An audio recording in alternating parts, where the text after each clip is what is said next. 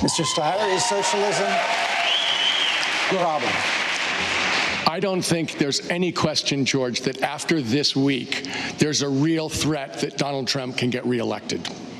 And I don't think there's any question but that the only way that we're going to beat him actually is the way that Bernie Sanders said, which is to get turnout across the spectrum of Democratic voters. And that means we're going to have to appeal across the spectrum, moderates, progressives, and every group.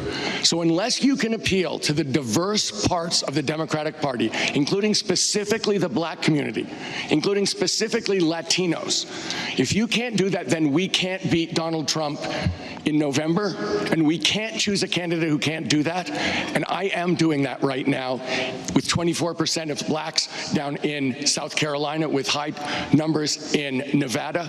That's what it's going to take, is turnout, but turnout across the spectrum of Democratic voters, someone who can pull, as Amy said, everything together in every single way we're divided. Andrew Yang, then Senator Warren, then Mayor Buttigieg. First, let me say, America, it's great to be back on the debate stage. Thank you. I'm so excited, I want to give every American $1,000 a month. George, the entire capitalism-socialism dichotomy is completely out of date.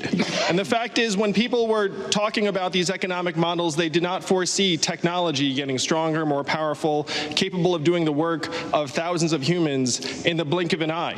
We have record-high corporate profits in this country right now, but people in New Hampshire know what else are at record highs. Mental illness, stress, debt, substance abuse, overdoses, suicides. What we have to do is actually get the markets working to improve our family's way of life. Instead of following GDP and corporate profits off a cliff, we should be measuring our own health and wellness, life expectancy, mental health and freedom from substance abuse, clean air and clean water, how our kids are doing. The way forward is a new human-centered version of capitalism that actually uses the markets to improve our families' lives. Senator Warren, you reportedly said back in 2018, I'm a capitalist to my bones. Senator Sanders says, I'm not.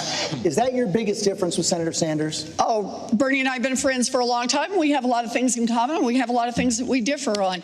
But you know, this fundamental question about how we bring our party together, we have to think about it in new ways. People across this country, whether they're Democrats, Independents, or Republicans, understand that we've got a government right now that works great for those at the top, works great for giant drug companies, just not for people trying to get a prescription filled. Works great for oil companies that want to drill everywhere, just not for the rest of us who see climate change bearing down upon us. When you see a government that works great for those who can hire armies of lobbyists and lawyers and make big campaign donations, and it's not working so great for everyone else, that is corruption, pure and simple, and we need to call it out for what it is. Corruption. And that's what we can run on. We bring our party together. It's an issue we can all agree on and fight for to end the corruption. We're the Democrats. We should be the party on the side of hardworking people. And we can bring in independents and Republicans on that. They hate the corruption as well. My anti-corruption plan, good for Republicans and Democrats. That's not only how we bring our party together, that's how we're going to win in November. Mayor Buttigieg, early in the campaign, you said that the word socialism has lost its power. It's mostly lost its meaning. Do you believe that, or worry it could be a potent weapon in a general election? I'm not interested in the labels. I'm not interested in what Republicans are going to say. I'm interested in the style of politics that we need to put forward to actually, finally turn the page. In order to win, yes, but also in order to govern. This is a moment where the next president is going to face challenges the likes of which we hadn't even thought of a few years or decades ago. And politically, we're facing a fundamentally new problem with President Donald Trump. So the biggest risk we could take at a time like this would be to go up against that fundamentally new challenge by trying to fall back on the familiar, or trying to unite this country at a moment when we need that kind of unification, when our nominee is dividing people with a politics that says if you don't go all the way to the edge, it doesn't count. A politics that says it's my way or the highway.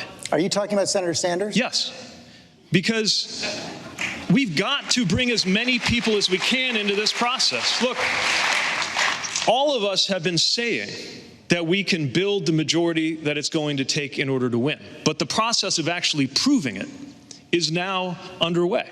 And now it comes to New Hampshire, a state that thinks for itself, is not going to be told what to do by anyone, and that has a very independent streak, that is going to respond to those who are reaching out in a politics of addition and inclusion and belonging.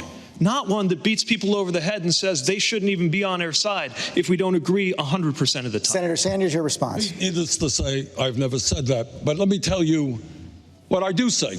The way you bring people together is by presenting an agenda that works for the working people of this country, not for the billionaire class. The way you bring people together, Republicans, independents, Democrats, progressives, conservatives, you raise the minimum wage to $15 an hour. The way you bring people together is to make it clear that we're not going to give tax breaks to billionaires and large corporations. They're going to start paying their fair share of taxes. That's what the American people want. And I'll tell you something else.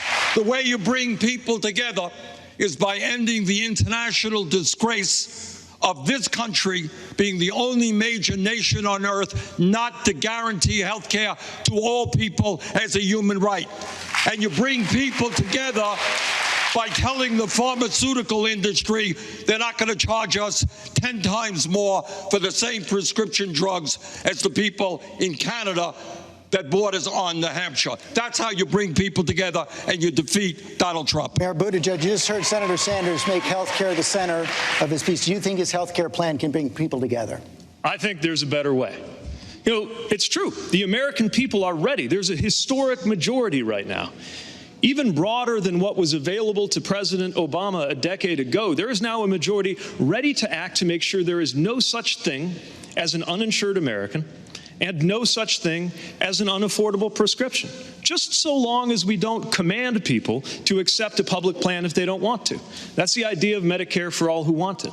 My point is, what I am offering is campaigning for all of these things that America wants. Yes, higher wages, doubling the rate of unionization in this country, making corporations and the wealthy pay their fair share, delivering health care and college affordability, but also offering a way to do these game-changing transformations that will actually galvanize and energize, not polarize, the American people. That is not only what we need in order to win, it's what we need in order to govern and actually get these things done.